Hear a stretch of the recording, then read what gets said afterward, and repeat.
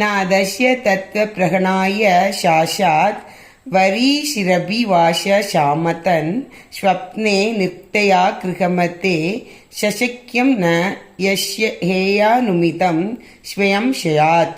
இல்லறத்தில் ஈடுபடுபவர்கள் அடையும் இன்பம் என்பது கனவில் உண்டாகும் அனுபவம் போன்று மறையக்கூடியவை என்று உணராதவர்களுக்கு வேதங்களை கற்றால் கூட ஞானம் ஏற்படாது என்பதாகும்.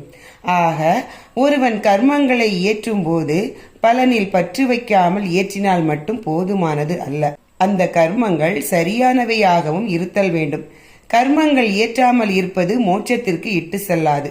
சந்நியாசம் என்பது பரம்பொருளை பற்றியே சிந்தித்து அவனை மகிழ்விப்பதே ஆகும். இத்தகைய நிலை இல்லறத்தில் ஈடுபடுபவர்களுக்கு கிட்டுவது அபூர்வமே ஆகும். காரணம், அவர்கள் பிற செயல்களிலும் ஈடுபட வேண்டிய கட்டாயம் உள்ளது.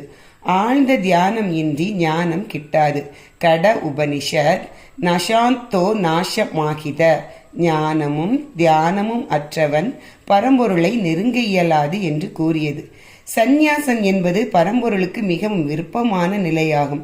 இதனை நாராயண அஷ்டாஷ்ட கல்பம் யத்யாஸ்ரமம் தூரியம் தூதிஷாம் மம சுதோஷினிமம், சந்நியாசம் என்பது மிகவும் உயர்ந்தது, எனக்கு பிடித்ததும் அதுவே என்று கூறியது.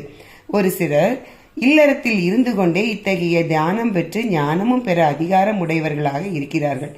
இவர்கள் பரம்பொருளுக்கு மிகவும் விருப்பமானவர்கள் ஆவார்கள். இதனை பத்ம புராணம் கீழே உள்ளது போன்று கூறுகிறது.